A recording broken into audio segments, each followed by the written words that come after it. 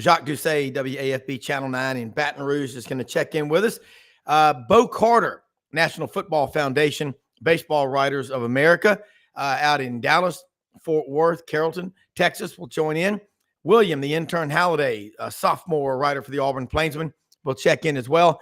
Hopefully, Ken Capps will join us, weather permitting, for the round table. But it is a Friday. Got a lot to talk about as we head into the weekend. And a really cool story that a couple of our viewers, Jack and John Turner, sent me about an Alabama walk-on, his story, and where he is today. It's what we love about college football. We'll be right back to start the show.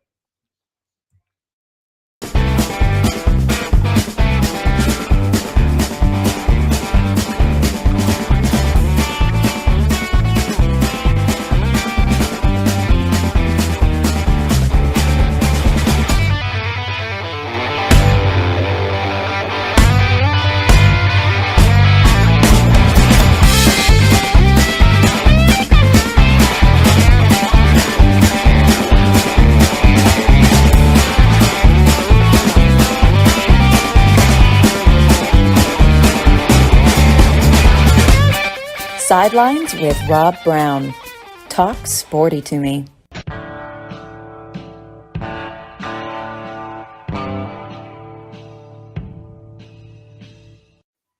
All right, Rob Browne here, Jacques Doucet, welcome. Got a new link now. We got our executive producer, Brenden Martin from GatorbaitMedia.com and the Buddy Martin Show down in Ocala, Florida on with us. So it's called a Restream when it comes to you. I apologize for that, getting it to you. But Jacques, want to say something really cool. This is, and you get to see these stories as a sports anchor, and the side of college football a lot of people don't talk about, but there's a really cool story out there about Jackson Robbie.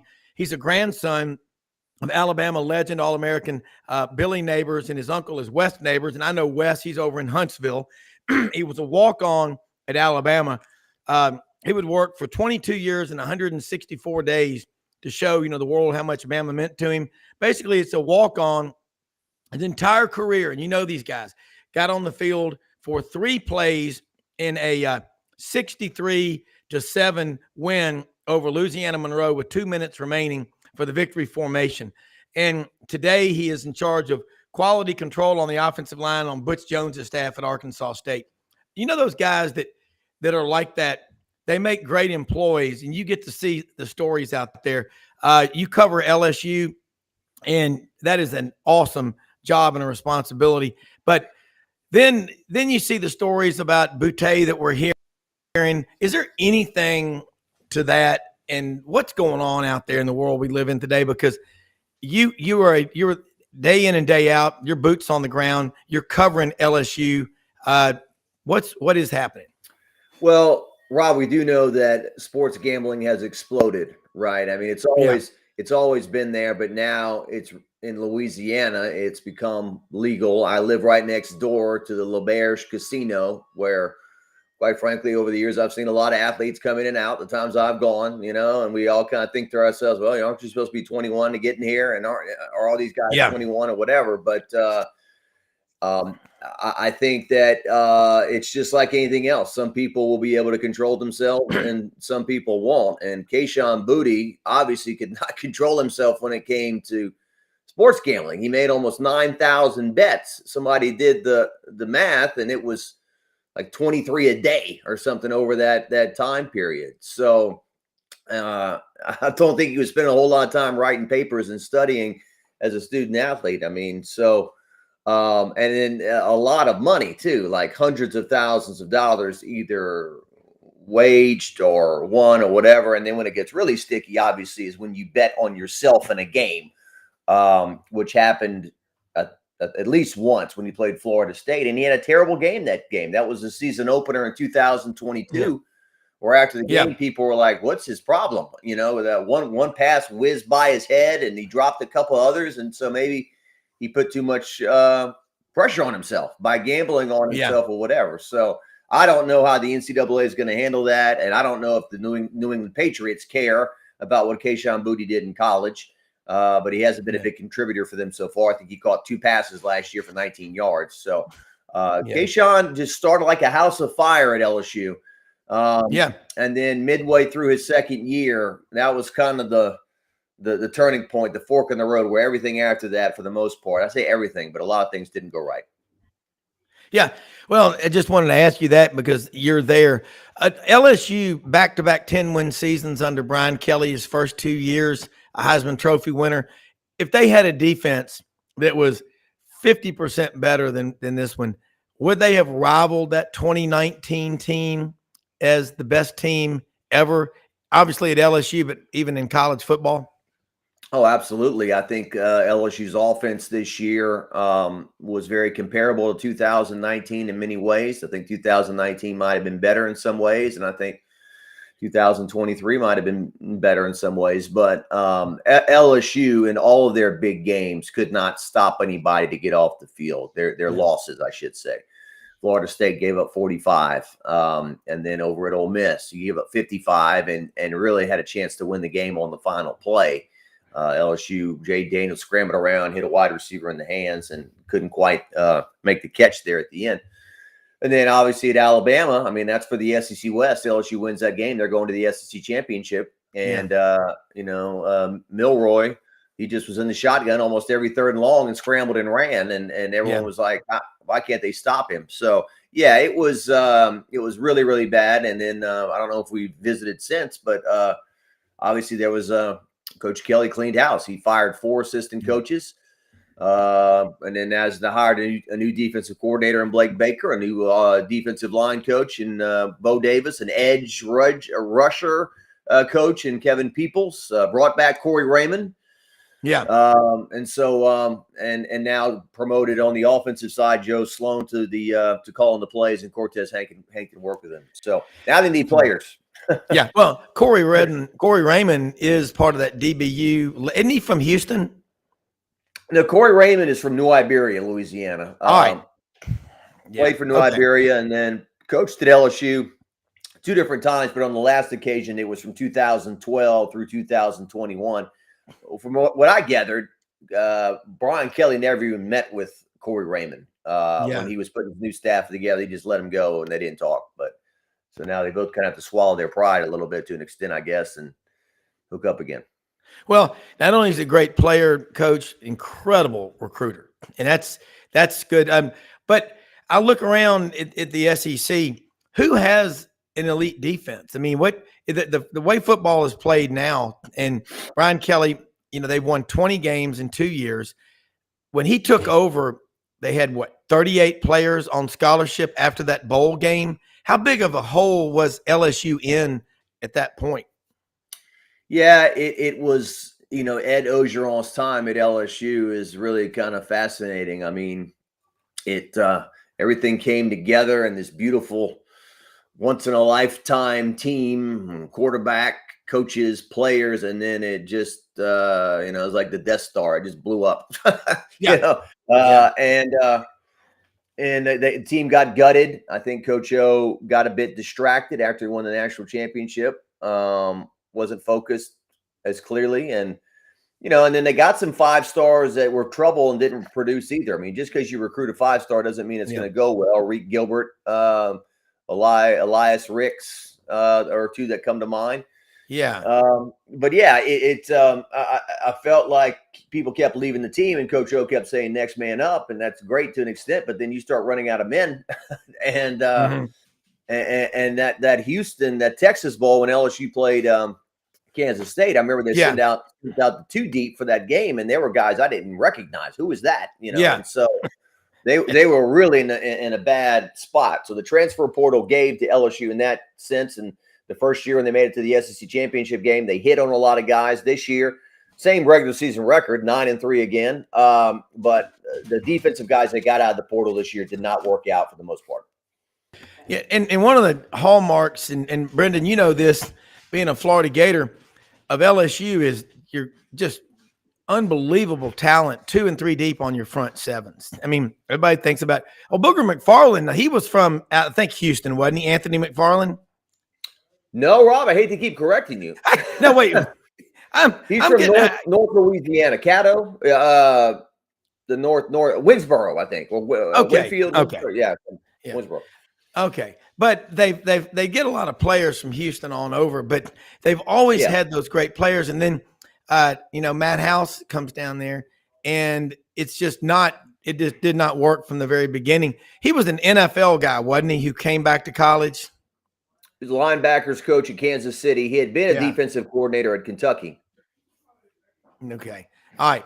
Because you look now, let's talk about the new defensive coordinator, because it takes usually about a year and a half to really fully install a defense. But in today's world, that can change because, and Jason Caldwell always says this from Auburn Undercover, never have we seen it where you can go up so quickly, but at the same time fall so fast because of the portal. Yeah. Yeah. Well, I think Blake Baker, first of all, humorously, I think his wife is really, really happy. She was a soccer player at LSU. Okay. And they joined the LSU staff in 2021 and just all thrilled to be back home. And, Blake played at Tulane and coached at Louisiana Tech for a good period of time. And then, the whole staff gets fired basically when Coach O has his final bad year. So he goes to Missouri and does a really good job up there, has to freeze a bit up there in Columbia, Missouri, but now he's going to warm up and come back home. But I think, a lot of people were impressed with him. I think Scott Woodward, LSU's athletic director, is a big Blake Baker fan. When LSU went to Columbia this year, you saw the two guys hug and visit for a bit before the game. And Damone Clark, who's a linebacker now with the Dallas Cowboys, he did a great job coaching him up in 2021, as well as Micah Baskerville was another guy. So, and you saw what Missouri did in the bowl game against Ohio State defensively. Couldn't stop LSU. LSU beat them and scored 49 points, 42 offensively. But I think people are really thrilled with this guy. I think it's a bit like Dave Aranda. I think that a lot of people believe he's going to be a head coach in the next several years. He's only 41 years old. He's a bright up-and-coming coach. So the problem is, Rob, they need defensive linemen. They do not have the big uglies, so to speak, in the trenches. And when April rolls around, LSU's catchword they use a lot over there is alignment. We have alignment. Well, they better align their NIL money and everything. And I don't know how you, quote, legally tamper, to put the word out, hey, you want to play? Come here. So legally tamper. I love that part, Brenden. I mean, and Brenden, jump in this conversation because Jacques he's all over and I didn't know this about you. He was looking on something. You have Jacques Talk. Talk about that. Well, that's just those are the chats I do while I'll sit down with an athlete, a coach, or something like that, and in long form and chat for 20 minutes or more, and then put it up. Like you saw with Brian Kelly and some of the coaches I've had the honor to talk to, Kim Mulkey and Jay Johnson, the great coaches we have here at LSU. So, I was just curious because I went and ripped your logo there, and I got some. Is that the right one? I just put it up in your there. That's cool, man. That's cool. You had our new logo up a second ago. I saw. I know. I had to search through that bad boy. I saw some old ones. I said, "Well, I can't get that one." I was like, "Oh, there's a new one." It kind of stumped me for a second. Feel. Yeah. I like it. I like it. Yeah, it is. And the cool thing about him, I met him at Jacques at Media Days about a year and a half ago over in Atlanta, and the TV and Brenden has worked a lot with production with ESPN and CBS and those trucks, and so he understands it. And I remember Jacques being the new reporter when right out of college. I mean, I got to put the tapes in and all that stuff on the weekends, and you just learn to love pressure. I mean, it's just but there's nothing better. And one of the big things we're doing as we keep building Sidelines Sports Network is drill down local.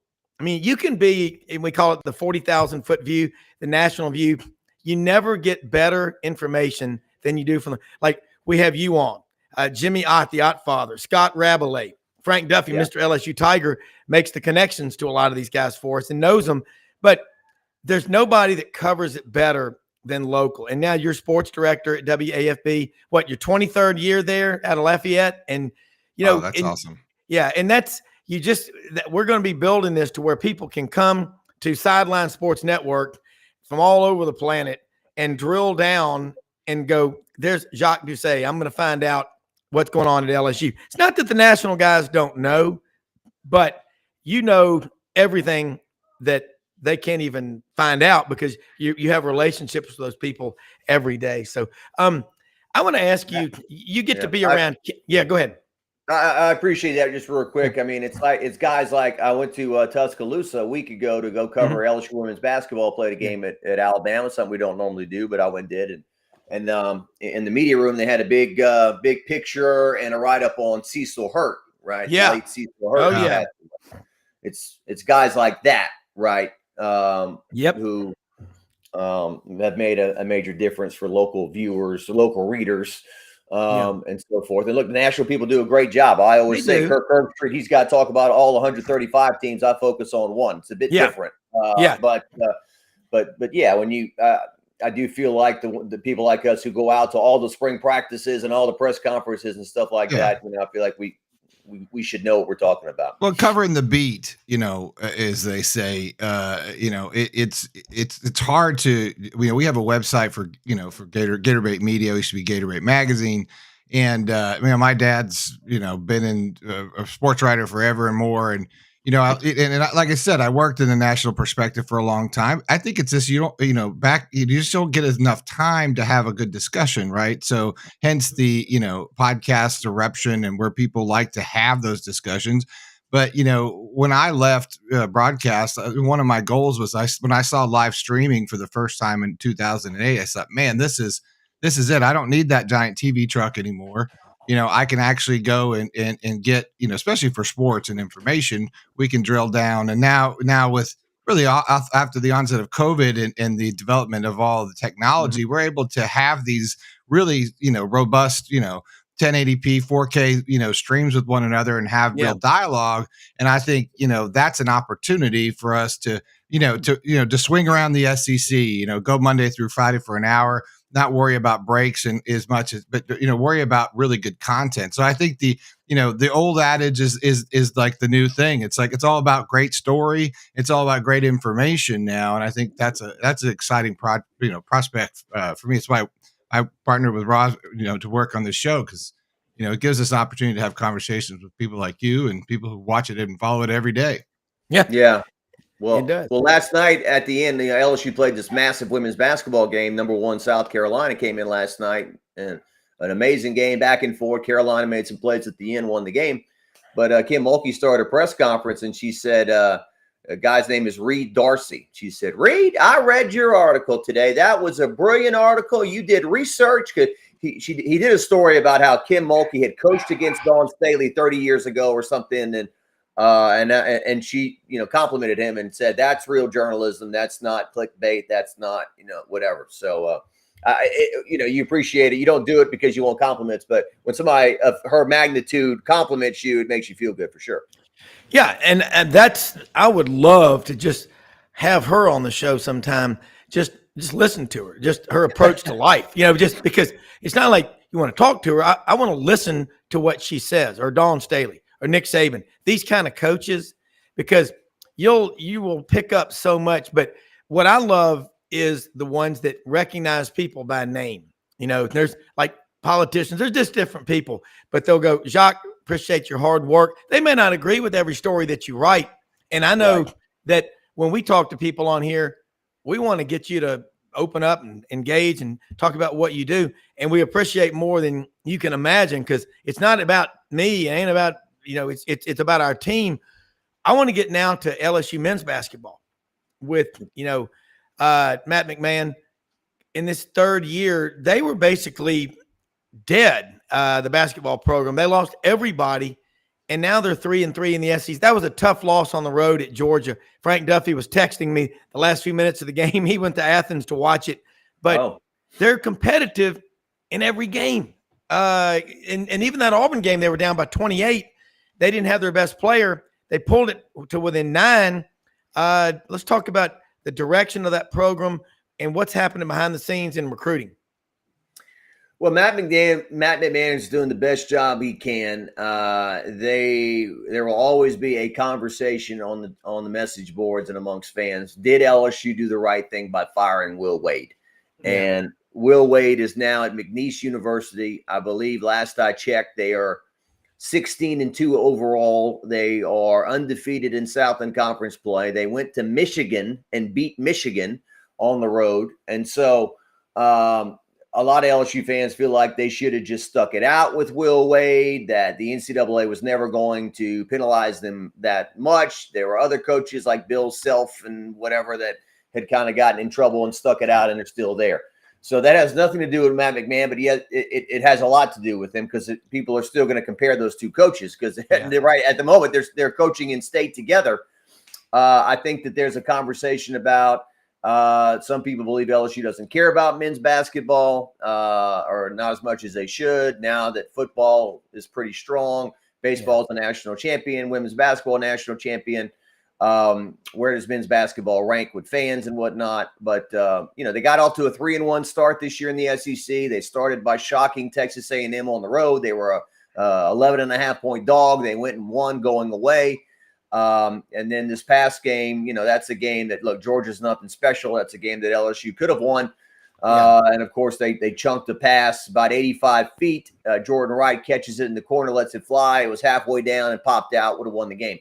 So I don't feel great about their chances going to Alabama Saturday in Coleman Coliseum. No matter who the coach has been at Alabama, they have not won in that place. And Nate Oates has a pretty good thing going over there. But look, before the conference started, a lot of people were saying, how many games are they going to win in the SEC? 2, 3, because they lost to Nichols in non-conference, and it just didn't look all that great. I think right now, if you put a gun to my head, I think a reasonable goal is to make the NIT. And then next year, I don't know if, some more is going to be expected out of Matt McMahon. Yeah. Well, yeah. I was just going to ask, the joke here in Gainesville is, or I'm in Ocala, just down below Gainesville, is that, no matter how good the basketball team, it's still, there's still a secondary conversation. It's like, we got football and spring football, and then we got recruiting, and that's what we talk about. Oh, by the way, there's a basketball team. Even when they won the back-to-back national championship with Joakim Noah and the whole, deal, with Urban Meyer, coach at Florida, it was still, not lackluster, and they're getting better at it. But is that the same sort of vibe? I got to assume. I've been down that way a couple of times. It's just all about football, isn't it? Well, yeah, I think during the Dale Browne time in the 80s and 90s, when the players stayed for 3 years, and the Rudy Macklins and Shaquille O'Neals and Chris Jackson and all these superstars came to Baton Rouge, and Dale Browne was playing UNLV and Georgetown and all these basketball games that felt like football games because of their magnitude, and went to the Superdome one time, played Georgetown and Dikembe Mutombo and Alonzo Mourning, and had 66,000 people show up for a regular season basketball game. That was the heyday, right? Like in the early 90s, we were talking about the other day, college basketball, early 90s. Was that as good as it could get with the Christian Laettners, the Larry Johnsons, the all these guys and these programs, and now the one and dones and whatnot. That's why women's basketball to an extent is taking off, because the players are staying. Caitlin Clark and Angel Reese and these people, who they are. And so I think basketball at that time for LSU was second biggest sport. Then baseball at Skip Bertman came along in the 90s, started winning national titles. LSU men's went down. They got hit with probation. Now you got gymnastics drawing 12,000 and whatnot. So I do think that men's basketball, there was always a joke that they had about 4 to 5 weeks to get your attention. And if they didn't, people tapped out, and we're into LSU baseball by mid-February and moving ahead. So I got an idea. It's exactly what I it's like that feels like what we cover at for Florida. It's almost identical in a lot of ways. It's like gymnastics, women's basketball's coming on. We're the same way, and I just want to say one thing about women basketball coaches right now are doing a fantastic job, soup to nuts, by promoting and getting out in the community. And we're seeing a lot of that right now. And I think that's such a neat thing. Obviously I have a daughter who's an athlete, but but it's such a neat thing to see the coaches kind of get involved. This sort of old school. I just heard you mention that. And I think, we're seeing the same thing in Florida. And I think that's exciting for women's basketball, or at least in the collegiate level. Yeah. Jacques, one of the things along what he just said, LSU goes and plays at Auburn. Johnny Harris is trying to build the women's program at Auburn. They had 7,800 people there, and Auburn got a win over LSU. And you're right. They're there. They stay the whole time. And the men better watch out, because they're going to lose a generation of fans that will just say, look at UT women's basketball as an example, how many fans that they have. They have a massive following. And remember last year, Angel and Caitlin Clark just doing their thing. So what? I mean, last question. You get to be around what's she like? I mean, just, hey, people that are competitive. I can have my best friends in Alabama grad. We cannot watch the Iron Bowl together, but we talk after the game. We don't hunt together on that day either. Well, for a lot of reasons. There is a bit of Taylor Swift going on with this in terms of these young girls. I love it. You're right. They come to the game. They've made their posters. They've got their magazines or whatever. They hang over the side of the railing, just trying to get a glimpse of Angel Reese and Flajay Johnson and Haley Van Lith and all these girls who were stars on the team. And Kim Mulkey, and to the credit of the team, they go to the locker room after the game. Then they come back out and they go around and they sign autographs and take pictures. They did it in Tuscaloosa. They do it after every home game. And so, I think Kim Mulkey, she understands, treat the customer well, just like a musician stepping on stage. You don't insult the crowd because they're not going to come back. So I think she does a good job of, giving back to them. Well, I'm gonna go ahead and sorry, Rob. I was gonna go ahead and talk a little smack here about women's basketball, because we did steal, Mariah O'Neal, who came, Shaq's daughter, who ended up at Florida, who was a big LSU recruit. Now she plays at Florida as her freshman year. So, I try to see it. I got to keep up, right? Yeah. Look, hey, Jacques, Joe Champy used to be the women's basketball coach at Auburn for a long time, and he took Auburn to 3 straight national championship games, and they didn't win them, but he had a great program there. When I worked at the newsroom at Channel 3, WRBL News 3 on your side on 13th Street in Columbus, every Sunday he'd come in there and do his coach's show. And he's Italian, Catholic from Philadelphia. So, he could cook. And he would bring in every Sunday stromboli, lasagna, pizzas, Joe Champy. And one thing he said when he was being inducted into the Women's Basketball Coaches Hall of Fame, which I believe is in Knoxville, he said, Pat Summitt, he said, well, just stay with me. And he goes, I'm Italian, I'm Catholic, I'm Philadelphia. I got about 75 relatives coming. She goes, we'll work it out. It's just, but I love here. I did not know they're going out and interacting with see, Jacques, that is a cool story. And also, Brenden, by the way, he does documentaries. He did one, Ask Your Dad. His dad, Buddy Martin's been writing a long time, Jacques, sports writer, about Cecil the Diesel Collins. He did a documentary back in the fall, was released October 15th, which ironically is the day that the transfer portal became the law of the land in 2018. So 5 years of that crap. But anyway, check out that documentary because Brenden does that. It is absolutely off the charts. And that's not everybody's doing that. And I'm not saying Herb Street was not good. We have to cover a lot more, but we damn sure appreciate what you do and you taking time to join us on the show. Let people know how they can follow you, keep up with you, and look forward to your next visit. I know we covered a lot, but that was awesome. Well, thank you, man. Check out our Cecil Collins documentary, Cecil versus the Diesel, on YouTube, WAFB.com, and I'm on X, Twitter, at Jacques Doucet, and on Facebook. And always enjoy chatting with you guys. And Brenden, nice to meet you. Yeah, nice to meet you too. Have a good day. I'll check that documentary out. I used to do post edits on documentaries. Had a company for a long time. So yeah, we'd love to show it if we can. Some little bits of it on the show if we can. Brenden, next time I'll go over. Yeah, get some of that. Okay. All right, Jacques, have a great weekend. You too. Thank you, man. You bet. Jacques Doucet down in Baton Rouge. And Brenden, I'm telling you, it's these local, I guess it's because I did it for a couple of years as a reporter at Channel 3 in Columbus. You appreciate the 18-hour Saturdays. And some of them are long. Sometimes you just sleeping on the floor because you know what? Shit's got to get done. It's got to get done. There's no excuses.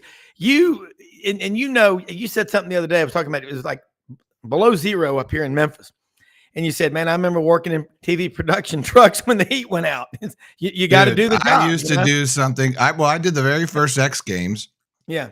As just basically as a as a cable puller, riding on the back of snowmobiles, going up Buttermilk Mountain there and outside of Aspen and Basalt, and because I'm from Colorado. Yeah. And so and then that, just pulling cables, back then there was no fiber optics or any of that stuff. And we would put, it'd be like a mile up the hill. We would lay cable it'd take 3 days, lay cable in the snow. And then you go in the trucks, you're the first ones that come in. The truck's got to turn on, and the heat's got to kick in. All the gear's got to come on, but they keep it relatively cold in there for the equipment because the equipment doesn't run well when it's hot.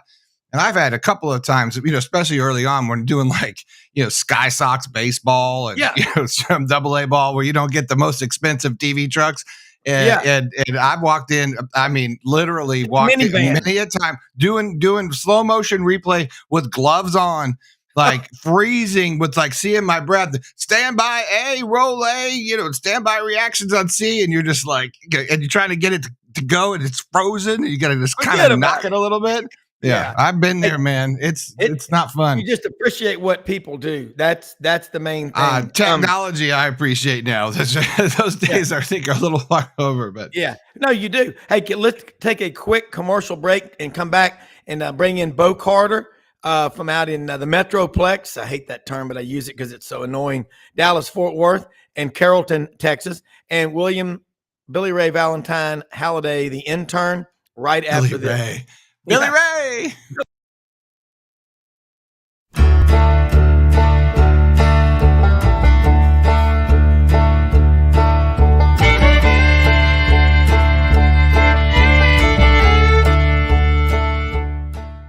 In a perfect world, you'd set a health goal and results would happen overnight. In this world, the real world, it takes time, dedication, and the right support to achieve your best self. The Vitamin Shop's health enthusiasts are here to make sure you're not wasting a single moment on the wrong supplements. From the highest quality sports nutrition and superfoods to the most sought after trends, you'll find a huge variety of science-backed solutions for every goal and the people to help guide you along the path to greatness. Unbelievably, every 2 minutes in our communities, a child is either bought or sold for sex. I am Ari Dickey, board member for the Nashville Anti-Human Trafficking Coalition.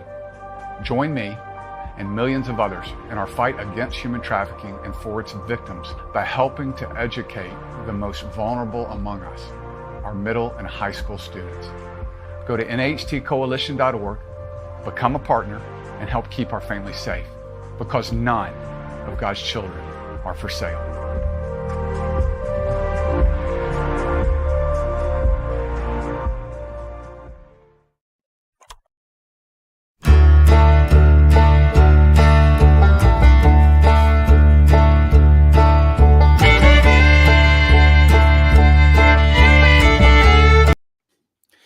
All right, Rob Browne back here with you. A little bit cold here.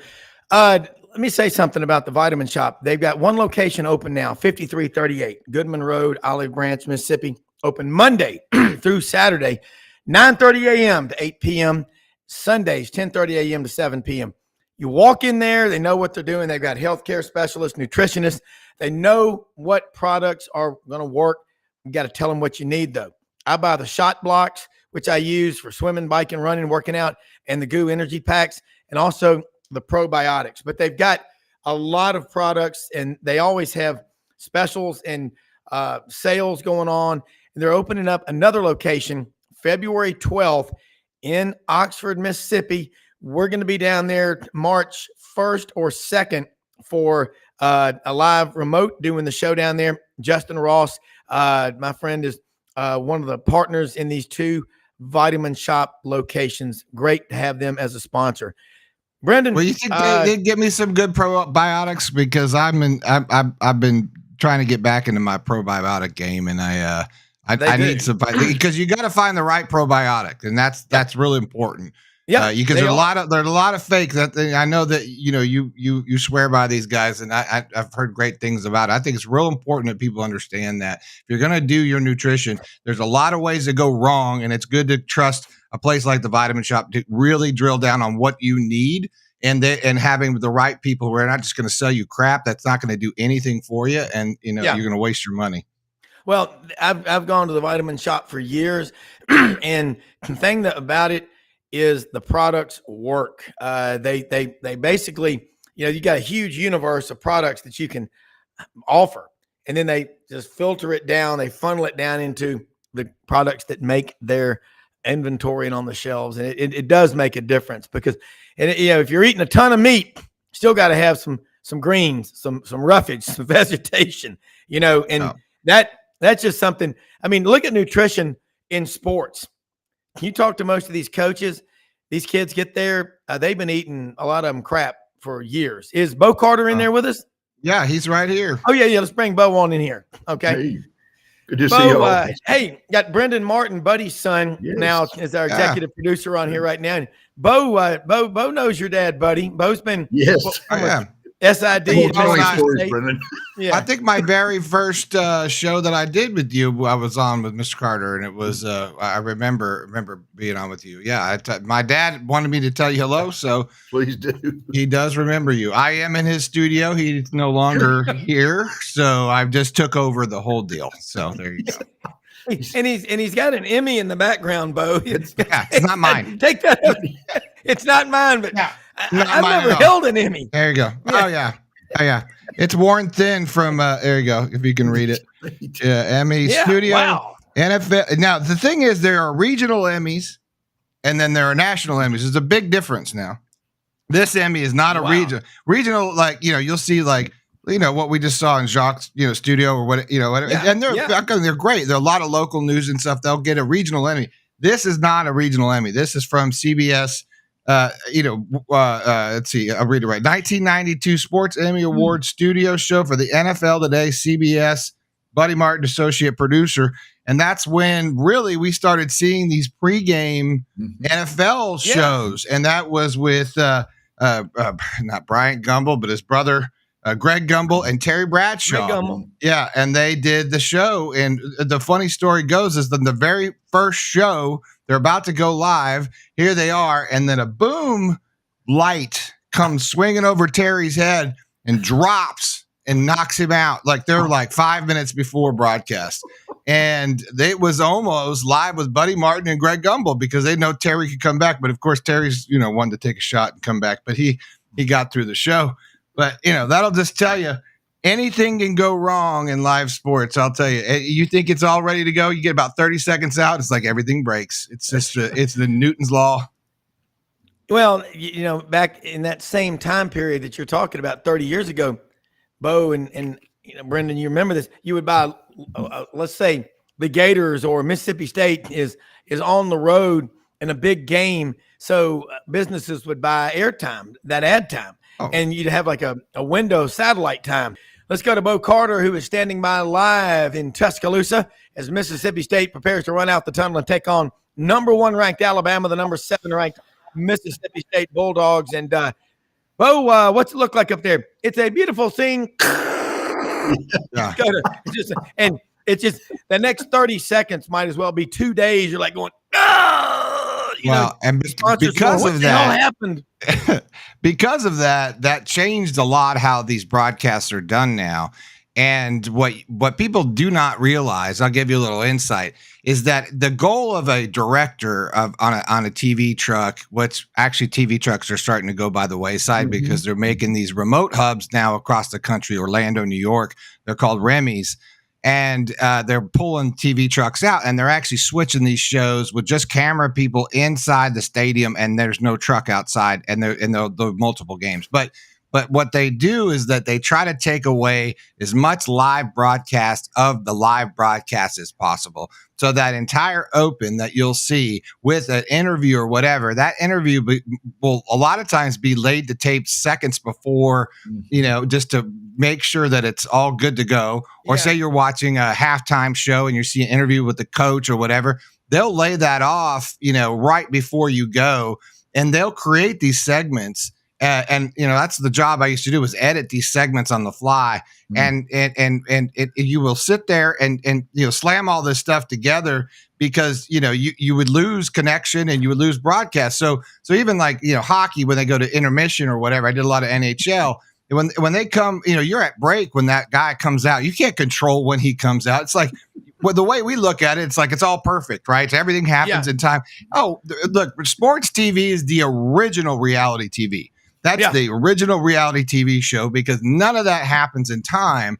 So a lot of times you'll like a TiVo, you'll start a recording on this guy, start a recording on that guy, and then you will rack it back to the head of the interview, and you'll start playing it, and you'll be seeing what's in real time, what's recording, and you get sort of messed up in your head, because you're like, wait, this interview's almost done, but it's playing back here, and it's like a 30-second time warp. And you're trying to figure out where you are, because you got another interview that's doing the same thing and another interview that's doing the same thing. So the chaos literally is like intense, because if you're afraid to, at some point you get afraid to touch your console, because you're like, if that's going to stop that, and everyone's going to reveal the big secret that we're not live. And I'll leave you the one thing that is never live, so everyone knows, are scenics. All these scenics and stuff that you see, those are all either, especially like for a regular basketball, that's all old. That's sitting on a mainframe somewhere in a TV truck for LSU or whatever. And hey, it's raining. I need a rainy scenic of the outside of the deal. None of that's live. No. Well, none of it. It's what they. I can remember getting to work for in those TV trucks in college, and ESPN or CBS or Turner Broadcasting. And they had all this B-roll. Let's say, a school, in this case, Auburn, they would go, over the years, they've had a lot of running backs. They call it running back U. You see Tucker Frederickson, number 1 pick of the Giants in 1964 out of Hollywood, Florida. His father was a veterinarian and took care of one of the heiresses of the Quaker. Well, one of the heiresses of the Quaker State Motor Oil. Lived at Merritt Island, Florida. She was a huge Auburn fan. And when her last dog, she had like 150 dogs, died, Musketeer, in May of 1984, they interrupted the Board of Trustees meeting to tell them Musketeer has died. The check's in the mail, but Hollywood, but we think about it, and they would say James Brooks, great running back, William Andrews, Joe Cribbs, and Cadillac Williams, Ronnie Brown. They'll show that it's always there, especially if things aren't going well. They go, it's not always like this. Tigers down 56-3 here in the third quarter, but they've had big wins here. You're prepared. Every producer brings their rain delay tape. Okay. Yeah. Because you don't know how long. I actually did the longest football game in college football history. I still think was in Wyoming. I don't even know who they were playing, but we didn't get off the air till 4:00 in the morning, because we had lightning delay. I think we had, and then it went to quadruple overtime. So, and they just kept, and then they had to stop, and we had to stop, and they just got to play that game. We didn't get off the air till like 4:30 in the morning or something like that. Then you got to pack all that stuff up. Your job's not done when the broadcast is over. You got to bring all those cables back. You got to bring all those cameras. You got to bring all that stuff. It goes in a truck, and that truck goes away and goes to the next game. So, I don't think we got out there until like 6 a.m. or something like that. Yeah. And Bo Carter, 2008, 3-2, Auburn 3, Mississippi State 2. At the time, I said that set college football back 50 years. Is that the worst game you've ever watched? That and the Arkansas Mississippi State game this year was 7. I don't think Arkansas got over the 40-yard line, and Sam Pittman was drinking a case of beer after that. Yeah. Well, man, let's talk. Style. Yeah, he was. And he must have been killed in a kiln explosion with Fawn Leibowitz. I don't know where he is, but maybe he's overslept. Too early for him. Too early. Yeah. He's usually up pretty early, but he did go to MUS, so maybe he's slacking a little bit today. But let me say this. Bo, and I hope everything's good with Ken. I didn't hear back from him, and his mom, and they're in our prayers. And I love this back and forth banter on this Friday show. Talk to us about the biggest stories you're seeing on the college football landscape right now. Well, one obviously Jim Harbaugh going to the Chargers, which is Yeah. Who's going to be they're talking about Sharon, the interim coach last year taking over for him, and they say he's going to take most of his staff with him too, which is interesting. And Brendan's probably staying in touch with all this stuff. The drama at Alabama and Washington as players are coming. I saw read yesterday. Will Rogers is going to keep his commitment to Washington. I really thought he might transfer and go back to Mississippi State with Jeff Levy there. So I don't know. That not a giant major story, but a big one for they probably back that money truck up to his front door. That's right. Yeah, legal money. And, Jacques hit the nail on the head too. And Brendan's where you guys are aware of this stuff. LSU's women's teams are making the Olivia Dunn, the gymnast, I think, $1.3 million in NIL deal. I saw Caitlin Clark's up to $800,000, but I will say that she gave $25,000 to the Iowa City Food Bank, and she gave all her teammates Nike shoes or something a couple of weeks ago. So you like these people that are giving back from this thing. So, and in the meantime, the NCAA is going crazy trying to figure out if they want to get Congress involved, if they want to pass new legislation, then go fight it out in court. So, man, it is a ongoing disaster. Bo, talk about and Jacques Doucet, WAFB, Channel 9 in Baton Rouge, two-time Louisiana Sportscaster of the Year. Always give credit. And that's all right, Bo, you see stories right now. Michael Jordan is in the room with me right now. MJ, William Michael Jordan. He's not that Michael Jordan. But in the bond business, he's the equivalent of that Michael Jordan. So he was asking me about something. When you see a story and it says sick in parentheses, talk about what that means. You teach journalism. You're one of the oracles of Delphi when it comes to teaching journalism and all. And the second one is, why is it now on the news? A man is shot today while sleeping on the streets of San Francisco. He was shot. What's going on with journalism? Has it been thrown out the window? Oh, no. Hey, Rob, good sick. Going back to my old Latin and Greek days, it means thus in Latin. So, okay. You'll see a name misspelled or somebody Latin. Will. Right. So, you're not going to beat Bo Carter. Well, I've spent 4 years on that classical studies degree. That and, e pluribus unum or whatever. E pluribus unum. From many, we are one. That's right. All right, Bo. Damn. Don't ask me to comment because I am not smart enough for this conversation. Well, but Buddy Martin, the thing is, Buddy would know. These great sports writers. Like I say, Dad's listening now. He's 95 as an architect. I can ask him something about rebar. I can ask him something about a plumb bob, which anyone who's an engineer knows what a plumb bob is. On that tripod you see with the engineer, the long cable with the ball at the bottom of it, that's a plumb bob. Never seen anyone named Plumb Bob. I've seen Jim Bob or Billy Bob. I fish with a plumb bob. Yeah. But they're stabilizers for engineers, civil engineers primarily. All right, Bo. Next question for you: what is driving college football right now? Y'all have the best thing today is this stuff about women's basketball. Kim Mulkey and all these women's coaches, Caitlin Clark, Angel Reese. They're going out after the games and signing autographs for the kids and signing posters. And Jacques said there's almost a Taylor Swift type of effect going on now. These girls are showing up at the games with these posters and all. And I said it, and I'm going to stick by it. The men better watch their butts because they're going to lose an entire generation of fans to the women's game because the women are being appreciative and they're staying there all 4 years. And you got people like Kim Mulkey who's calling out journalists in the press conference and crediting them, saying you did your research. That's a hell of a story and all.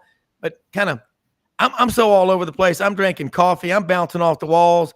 I'm JoJo the circus boy, man. But I almost forgot what my question was. That's right. No, it's no. You're right. The big thing, bottom line, Rob, as you know from the brokerage and Brenden will probably agree. The almighty dollar. You've got your 12 expanded college football playoff next year. Brenden, correct me. Isn't this going to be like another $300 million for the college football playoff and media rights? I think it's more than that. Actually, it's going to be $450 million now. $450 million. Yeah, $450. But here's a question for you. Does that mean we go from 4 to 12? It goes 3 times 450. That's 1,350,000,000. Is there an automatic just transfer like that? I'm not sure there is, but Bo Carter's going to tell us if there is, or you'll find out. And Brenden will know on this. I think it's just had 450 million on over the top. But the funny thing about this too, your group of 5 conferences, Conference USA, et cetera, American Athletic, they all get. They're currently getting $5 million out of the CFP every year where they have anybody in the playoff, and that stuff's going to increase. So a lot of these conferences have been struggling are going to really get a boon out of this. And Brenden, one other thing they're doing, you're familiar with this, they've got negotiations going on. They're trying to get a la NFL, a little bit of a bid war between Fox, even Amazon Prime TV or whatever, and ESPN, et cetera, for the future games. The TV contract runs out, I think, in 2025. So 25, there's and someone asked why did they give ESPN the 12-year contract initially? I think just to have stability or whatever. But now they built it up to the point where they can get into a little bit of even a bid war among the networks, which will even be more bucks. Well, technology's changing all that, and by the way, how we ingest sports is going to change radically. Because now we've got AI, and it's going to start to simplify the broadcast part of it. Unfortunately, a lot of these jobs are going to go away, and AI is going to simplify how things are done. And I won't bore anybody with all the details of it, but basically, we'll have the ability to choose. And we've seen some of this on the Dish Network, I think, with the NFL package and whatever. Mm-hmm. But you're going to be seeing more of it. Like when the Masters are on, you download the Masters app. I don't know if you've ever done that. And then you can watch Amen Corner, or you can watch whatever hole you want, right? Well, we're going to be able to see that, more and more by what camera do you want to watch? You want to watch the ISO cam, over here, or do you want to watch the game camera, the high 50, the low end zone, whatever you want to see. And not only that, you're going to be able to rewind those angles yourself and then play them back in slow motion or all those things. So how we consume sports is going to continue to change, and it's going to, and then they're going to be interactive. We're going to see, our messages more kind of popping up and all that kind of stuff, and all of it's going to be online. So why go give? And this is Rob and I have had this discussion. Rob, this is, what's happening to. What's the point of having a big giant ESPN? Show that talks about national sports and just glazes over a couple of topics or whatever when you're a Gator or a Tiger or whatever you are, and you want to know hyper local, you want to know what the sports writers used to talk about, right? The guys that covered the beat that know the play. So I think in a lot of ways we're getting kind of, history repeats itself. We're going full circle, and we're coming back to the reporters now because we can talk to them, and story matters again, right? Which is great. Yeah. Story is really key. And that's why,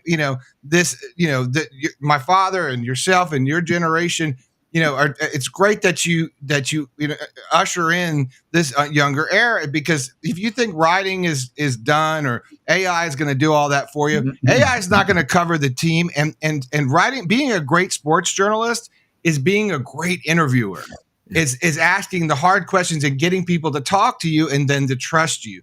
And then, relaying that back. So I think we're really going to see more of this now. And that to me is really exciting, because story should always be what matters. And so that's what's neat about sports, is that, we don't know the outcome. Well, we should know the outcome. So I call the NFL the WWE now, despite that's my new thing. It's like, oh, we're watching the WWE today. Yeah. But we shouldn't know. And that's why it's exciting to kind of come back to that. And I think that's how we consume and what we see now. There's no reason to have ESPN anymore. And that's why they laid off everybody, their mother in the kitchen sink last year, because those people, they can't afford it anymore. No one's watching. Yeah. Bo, respond to that. And another thing too is, look, see this thing here, this cell phone? This is how people get their information. When was the last time, ask yourself this, Bo, when was the last time you went out to a store and said, honey, I'm going to buy an alarm clock and a camera and a radio? Okay. You're getting your information from this. radio versus podcast. Radio is great, but in a lot of cases, it's, news and weather every 15 minutes on the hour, nonstop. So you're having this great conversation. Like when Jackie Sherrill's on here, holy shnikes. He's an unbelievable interview. And I'm going to get him. I'm going to see if he can be on next week. You got to stop in the middle of that great story and talk about some tractor trailer jackknifed out on the interstate. I mean, you come back and go, well, I can't remember that where I was. It's podcast. You don't see Megyn Kelly. You don't see Tucker Carlson crawling back on their hands and knees, begging Fox or whoever to let them back on. Joe Rogan is making a lot of people a lot of money because of what he's doing on the podcast side.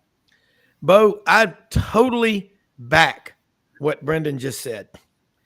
I am sick and tired of people trying to put out to pasture someone because they're over 65 or 70. These great sports writers like you, like Buddy Martin, are to be valued. You go over in some cultures, they actually value the adults and their grandparents. We got to get back in America to valuing family and people and the local story. Bo, talk about these young journalists that you're mentoring there north of Dallas 40. Well, the best part about being on the podcast with you, Rob, you get Buddy and Brenden Martin stories. They're priceless. That's what he does with that horn. Get the gong. He pisses me off. I just start honking the horn at him. Yeah, Rob and Brenden are the only people that ever watched the Gong Show. So they were like 5 years old or whatever. I love it. It's still great on reruns. No, you're right. On that same line, man. Brenden, you've been following this. The demise of Sports Illustrated. That's one of the saddest. Oh my 70-year anniversary this year, and they've gotten in trouble over AI. They made up a male and female reporter that were robotic or whatever. Well, that's you should tell that story. Tell that story, Bo. We haven't talked about it.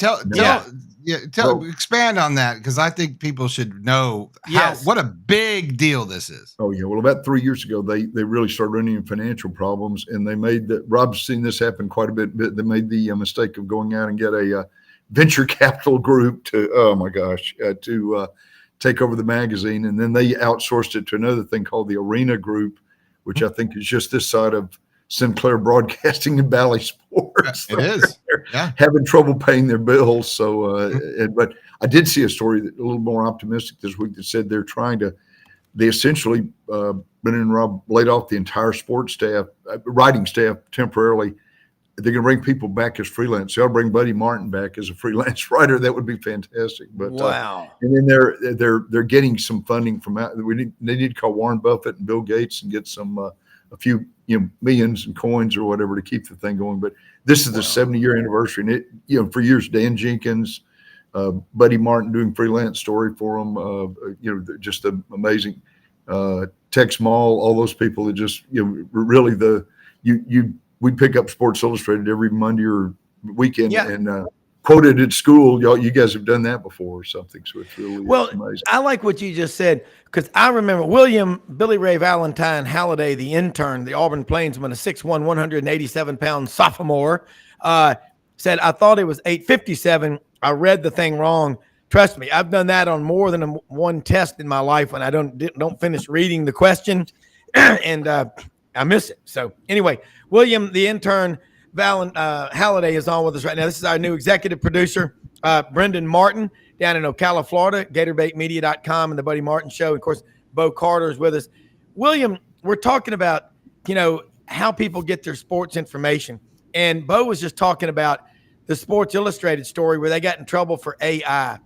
You are a journalism mate. Here we are, Brenden. This is a guy that, a young sophomore in college, writing for the Auburn Plainsman.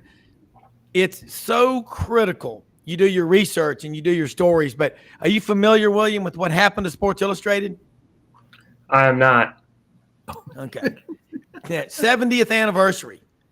And they had a couple of writers that were made up, AI, robotic writers that didn't exist. How long have they been fooling people? what, 3 2 years? years. 2 Yeah. years, 2 or 3 years, yeah. Yeah.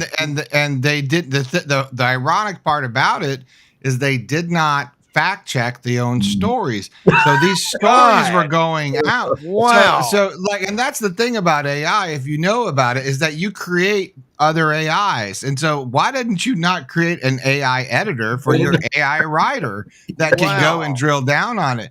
So it really made a difference, and they were putting out stories that were totally incorrect and just not even close to what they were supposed to be. And people were like, "What the hell is this?" And honestly, it's the little secret that a lot of these smaller websites that don't have staff will oftentimes use AI, and you can set up an aggregation system AI that will go pull stories for you, and that will say, oh, this is your new story. And you can even set up another AI that will post that to your website for you, and another one that will share that on social media for you. So you literally just have robots, that are getting the story and reporting on a story that's an online story with no journalism, no interview, no real shoe leather or anything.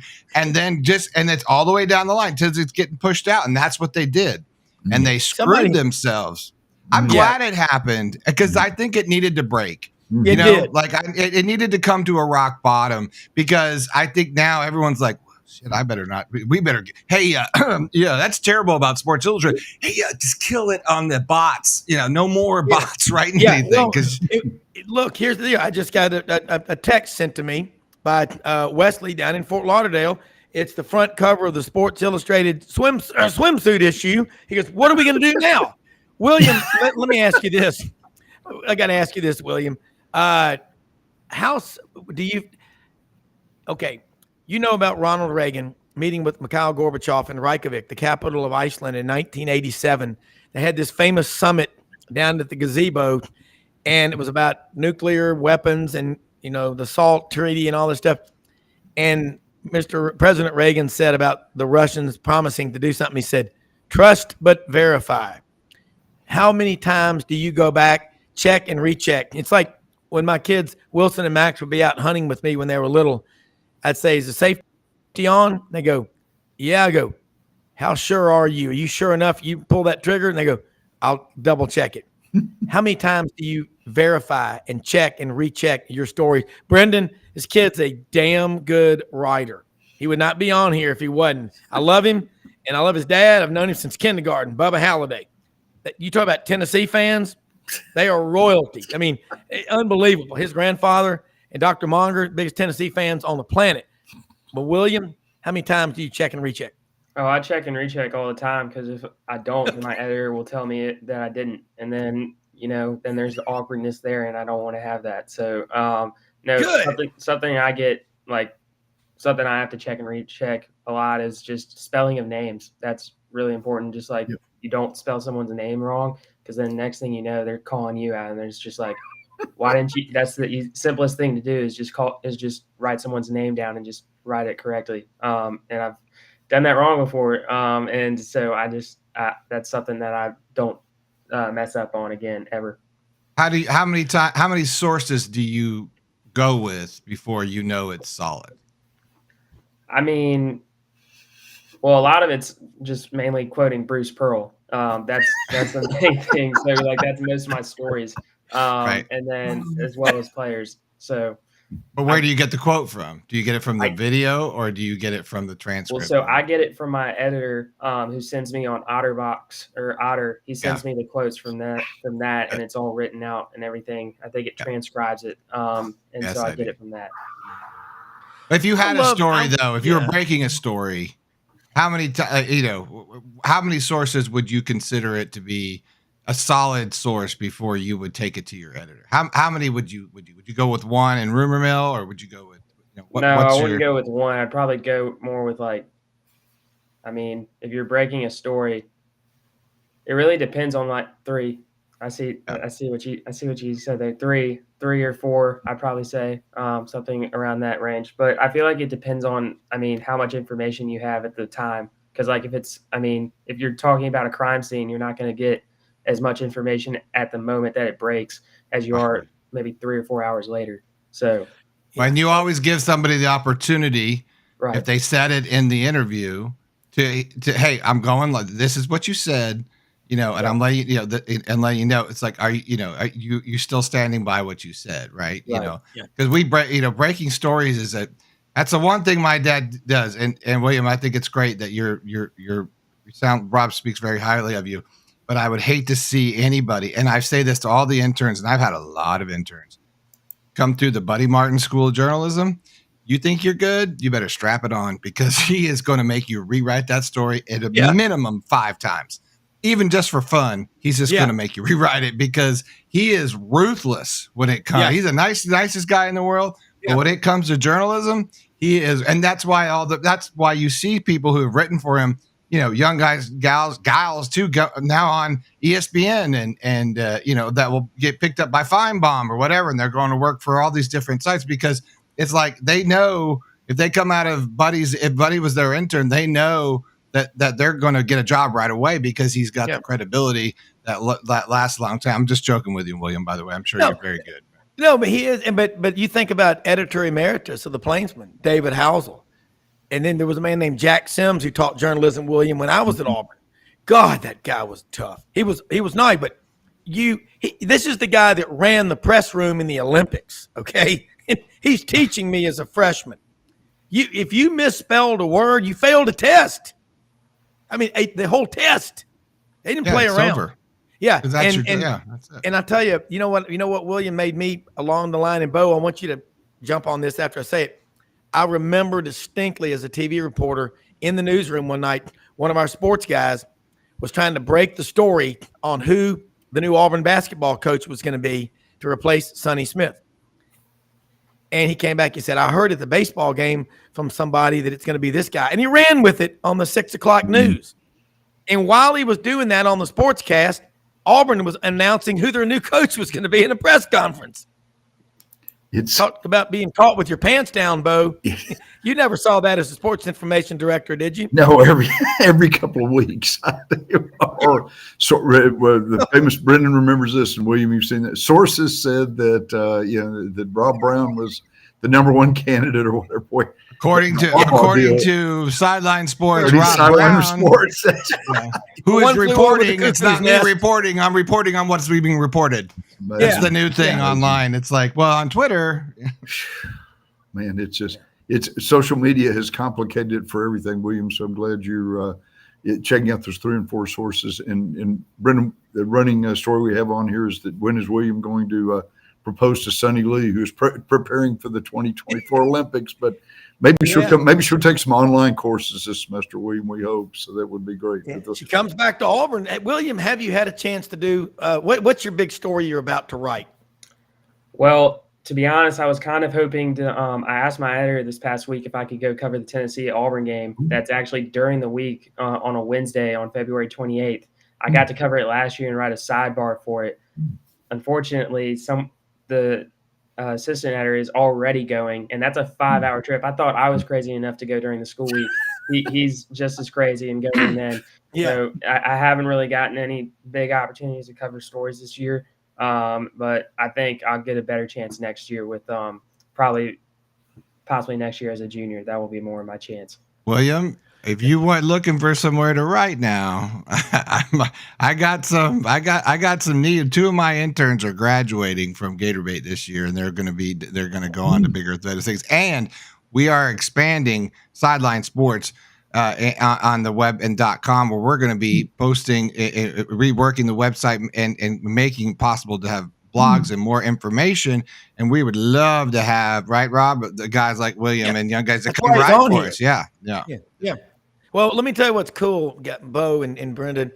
Last December, Audrey said there's a young man at Auburn who's wanting to come on the show and be an intern or whatever. And I was like, oh God, that's Bubba's son. And I thought that was really cool because it makes you feel good. He sought us out. Can you put the logo up for the Auburn Plainsman? I wonder if we can do it. I mean, we'll find it in the future. But William, this is, who are some? Tell Brenden. I know Laura Rutledge interned for y'all down there. She's on it. You've seen her on SEC Network. There's a lot of them that have come out of there. And William, or Bo, let me ask you this. You're the sports information director. I want to go back to the term SID because media relations directors, and I say this every day probably, all they do is tell you no. You can't do this. You have no access to this. I'm going to tell you something. These colleges and universities around the country that keep pushing the fans away are going to be on their hands and knees begging you and kissing your ass to come back very soon. And these women's basketball coaches like Kim Mulkey, Dawn Staley, that are going out there after the games, and Johnny Harris at Auburn had 7,800 there for DeWanna Bonner Day. Auburn beat Alabama. I think that's huge. Bruce Pearl, when he was at Tennessee, you know what he would do after a game 2 or 3 times a year? He'd have the whole team at the exit portals of Thompson Bowling Arena. There we go. Yeah, Thompson Bowling Arena. Thanking the fans for coming. How about that? Is that a novel concept, Bo? No, it's and Brendan's seen this before at minor league baseball, Major League Baseball. Usually the general manager or somebody from the fan experience thing will be, or they'll have 2 people standing at the main gate shaking hands with people as they walk out. Thanks for coming tonight. And it really, honestly, college sports, like you're pointing out, well, Rob, even football, they've had or people handing out shaker even after the ball game or something, or giving a poster to a kid. Or yeah, marketing is really. Brendan's seen this happen or whatever too. They've adopted marketing ideas from professional sports, and you do have a little bit of the Taylor Swift influence in there too. The kids are having a great time. They've got clinics for them every week, and it's just very, very smart marketing, very smart to expand the ball game, especially women's athletics. Yeah, we just got a few minutes left. We're starting to do some different stuff with the show, the links, some of them longer, shorter than others and stuff like that. I'll just say this, that we get so far ahead and we think, here's a text from somebody or a message from somebody. AI can't do the swimsuit issue. Damn right they can't.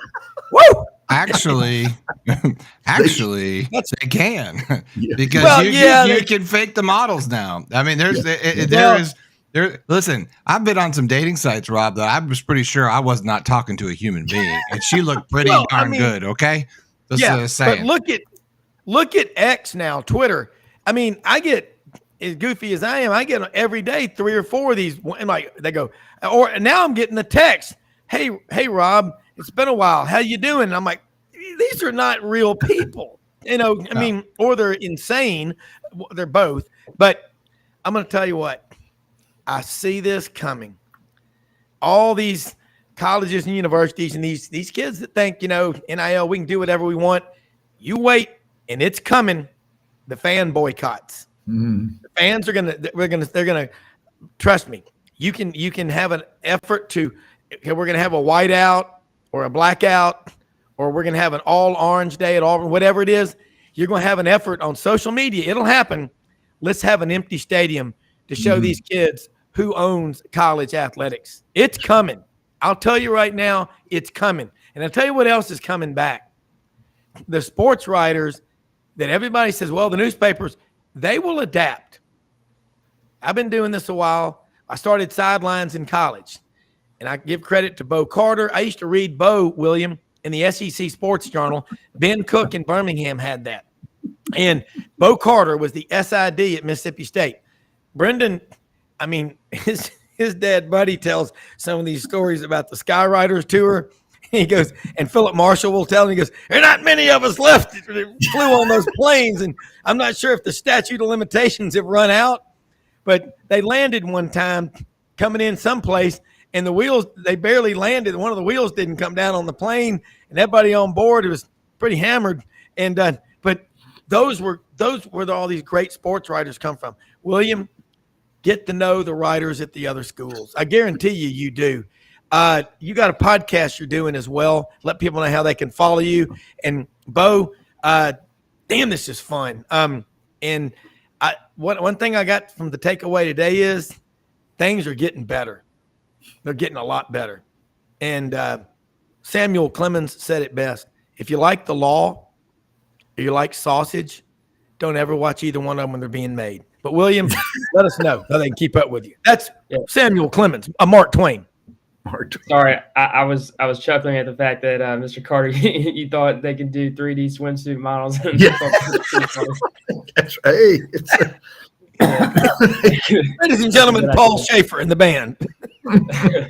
But yeah, you can follow me obviously at the Auburn Plainsman, and then you can also follow my podcast, Tiger Tape Podcast. We recorded a recent podcast yesterday. It will be coming out hopefully tomorrow morning or something like that. That's smart. But, yeah, that's smart. Yeah, thank you. And it's good. Hey, it's good stuff, guys. Y'all to watch his podcast. I watched it. Yeah, it's good stuff. Very good. Yeah. Very well done, William. Thank you. But yeah, that's where you can follow me. And we'll be looking forward to getting more guests and everything on the podcast sooner than later. Brenden, I'm going to send you William's contact information about what we're doing with Sidelines Sports Network, because like we've got, Oakley McFerrin up in Nashville. And, he's a young, hopefully going to be at Auburn next year. I believe he will be. He wants to major in journalism and broadcasting. And I'm going to introduce you to, he'll be coming in there. He may even be working, and you can be his mentor, William. See?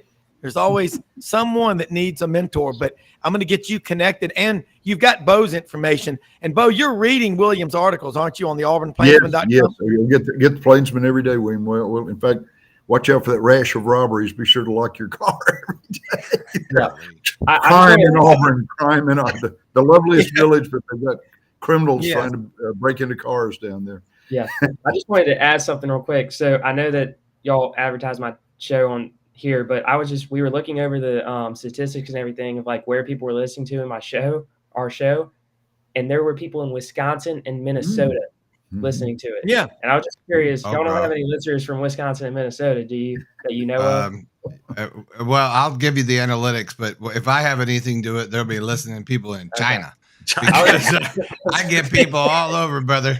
I got you should see the Buddy Martin show. The Buddy Martin show's been on a long time, and I'll tell you what, I looked at our analytics and sometimes, and I'm like, how is someone in Vietnam? I got like 5 people in Vietnam watching. I got a couple in China. I'm like, they are literally like going underground to get the show because you can't get to the server out there. I'm like, but a lot of them are military and gators that are out there. Yeah. And so what we get, all story. We had one guy would check in from, what was it? We had a name for him.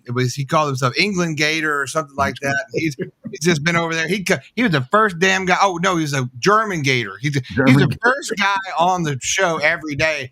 And he'd come in and he'd start sending us stuff from Germany and all sorts of things. So it's amazing. When I pulled Dad off the radio, because I was like, listen, at 6 p.m. when the sun goes down, that little station over there drops its signal to like 3 blocks. Yeah. And he's like, oh no, I want to be on it. And I fought with him. I finally got him up what's on Facebook Live. We had been streaming, in 2008. People call me the OG of streaming, but I pulled him off. Facebook Live was not letting you stream directly from a computer. You had to only use your phone. We literally had to found a guy that hacked through, and I had to go into his website, and then it was a portal into a way for we could stream. But we got him on Facebook Live, and that's how we covered the airport. That was when Dan Mullen was hired, and Chip Kelly was going to be the potential guy that was coming that they were going to hire. And Buddy and I broke the story because they flew in and out of the Ocala airport, and we did at midnight. We're with our phone, and there's Buddy and me chasing down Scott Strickland, the AD, and we caught them with their pants down. ESPN had guys camped out at Gainesville Airport, Tampa, and I go, Dad, after we did the show, because we kept getting information. Hey, the light's in the air, the ink isn't dry, all this kind of stuff, and we had like all these people watching the show. I said, I got done. It was God bless my mom, who's not with us anymore, but my mom and sitting in this room. Mom was out there, and we're having a glass around gloating about how many people we had on the show. And I looked at Dad and I go, you know what, Dad? That son of a bitch is going to fly out of the Ocala airport because it's a private airport, and they're going to change that because they changed their tag numbers. Everything. So Dad and I loaded up in the Tahoe, drove down there, and we thought, I said, well, just do a stand-up. Just do a stand-up outside the airport. We'll just look like we're here. Like, it was like, cue the plane, brother. That orange and blue, like, lights coming off the thing, running down the tarmac. It was literally what launched that entire show in 2017 on, because people were talking and having like in comments and like this is like cheaters, man. I love this show. This is great. Yeah. Dad and I arguing, and then Buddy gets out, barely walk. Get out, Dad. Get out. There they are. They're coming out. He comes out. Hey, Scott Strickland. Hey, and then Strickland turns around like he had just got his like lunch. The Real Housewives of Ocala. Martin. He says, "Hey, Buddy Martin." I was like, "Oh shit, it's Buddy." Like. And he goes, lots of interest in the job. It was like, and then you hear Buddy talk shit in the way out. Says, no press conference tomorrow, Steve McClain. I love it. Chip Kelly with him. God. Oh man, it was like internet gold from that day on. And that's what launched the whole thing. That's what rebranded him online. That's what took him off radio, and that was 2017. And now we're here. So you know, it's amazing what you can do with a phone. Yeah, and you can. And that information from is an iPhone, and that's how it's delivered. And you can sync Sidelines. You can sync, Buddy Martin show. You can sync them in your car, truck, SUV, on your boat, in your duck blind, in your deer stand. I got people that. I remember when we started the show on the radio 4.5 years ago. We had listeners in 48 countries, and I'm assuming again they're military expats. But there are people out there. But I'm going to tell you what, it never feels like work. It is more fun than you can imagine to have people like Bo Carter, who I have tons of respect for. Great journalist, great writer. William the Intern Halliday, Brenden Martin. Look, most often we see the face of Christ in the least among us. We live in the greatest country in the history of the world. Freedom of speech. We don't tell people what to say, what to think, how to think on this show. You say what you want. Just back it up, and we do it 6 days a week, over 300 times a year. Repetition is the mother of all skill. Pat Sullivan's Heisman speech in 1971, the greatest ever. I know there have been many award winners who deserve this award much more than me, but I can assure you from the bottom of my heart, none will appreciate it more, because every time you go out on that field, it's not just one person, it's an entire group, and that's what Sidelines Sports Network is. Got a great team. Brenden, cannot express how much we appreciate what you do. This is unbelievable. We'll be back on tomorrow. Can we get some money for the earphone? Because these things have just had it, I think. Buddy tried to wear my headset. He broke the whole damn thing. Now I'm just screwed. Get the abominable snowman, but you're missing an ear. That's what I'm saying. Maybe we can get some donations in the chat. Can we get some donations? I've had enough of this thing. I can't put any more super glue on the damn headset, buddy. Your head's too big. Yeah. Well, I'm going to tell you what, man.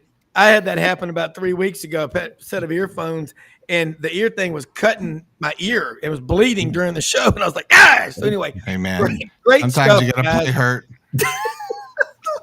This is great stuff. Thank y'all, everybody, for being on here. Everybody watching and listening. Appreciate it. And we'll see y'all in the morning. Have a great day. We are out of here.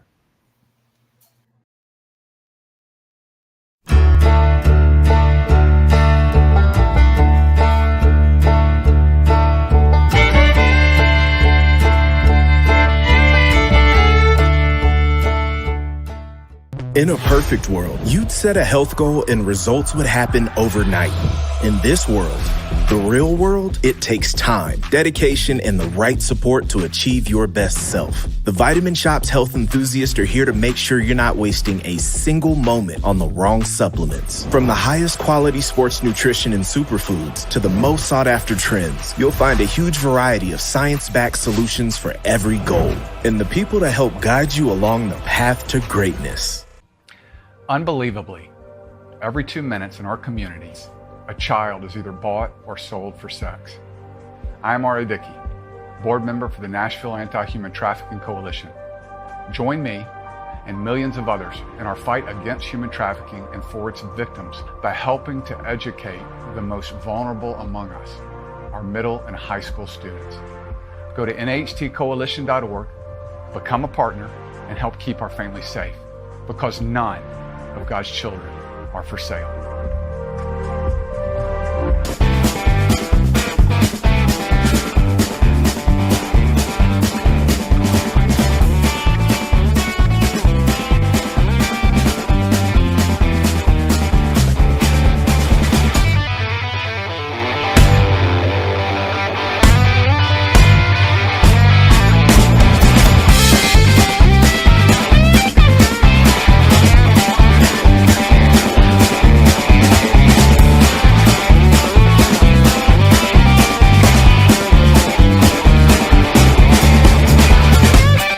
Sidelines with Rob Browne.